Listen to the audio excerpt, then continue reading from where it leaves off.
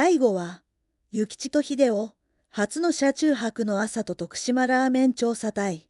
道の駅で迎えた、初めての車中泊の朝。秀夫は、鳥の声で目を覚ました。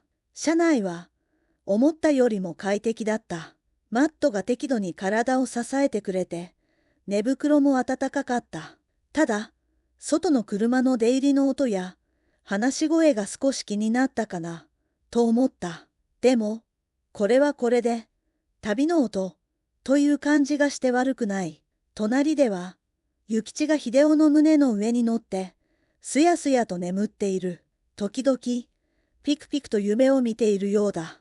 諭吉、よく眠れたか？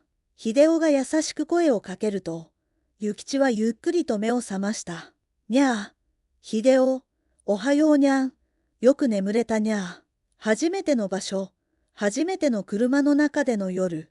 諭吉も、最初は少し戸惑っていたかもしれないけれど、すぐに慣れてくれたようだ。これも、ピクシスメガのブラウン君が、安心できる空間だからだろうか。カーテンを開けると、外はもう明るくなっている。道の駅の駐車場には、他にも車中泊らしき車がいくつか止まっている。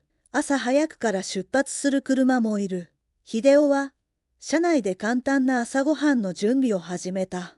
昨日、美穂と一緒に地元の直売所で買ったナルト金時がある。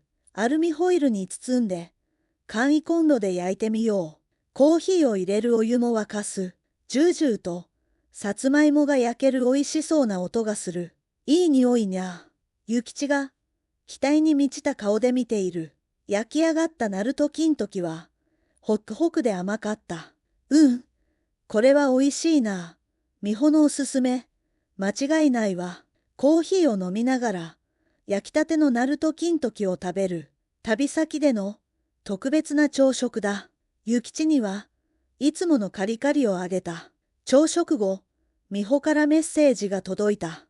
おじちゃん、諭吉くん、車中泊どうやった？今日はどこ行くの？秀夫は返信した。おかげさまで、ぐっすり眠れたで。ありがとうな。今日は徳島市内の方に行ってみようかと思ってるねん。そった。気をつけて行ってきてね。また連絡するね。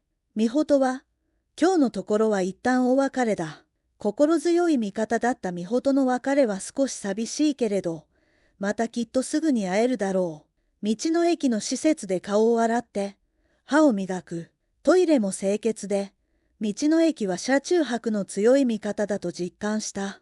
車内を片付けて、出発の準備をする。諭吉は、もうすっかり車に慣れたようだ。助手席の後ろに置いたキャリーバッグでくつろいだり、秀夫の膝の上に乗ってきたり。さて、諭吉、今日はどこに行こうか。秀夫は、地図を見た。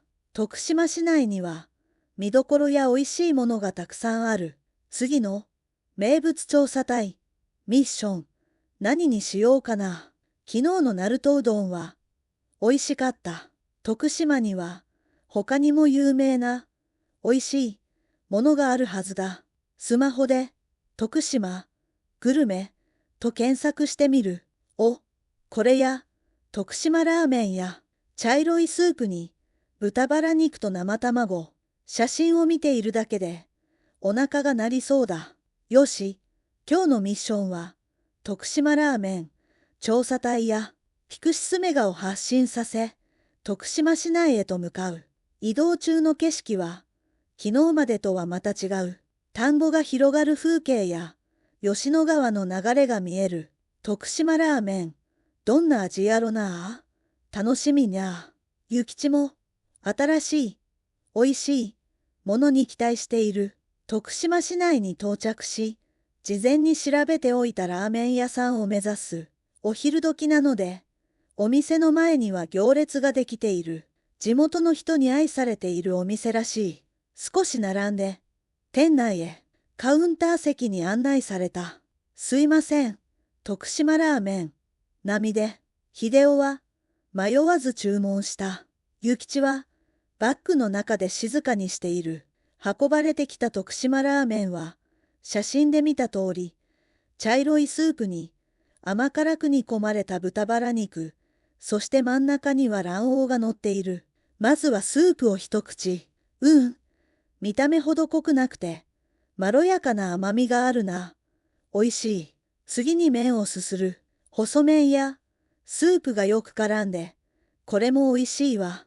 豚バラ肉と一緒に麺を食べる。甘辛い肉とスープが合うな。これはご飯にも合いそうやな。テーブルには生卵が置いてあり、追加で入れることもできる。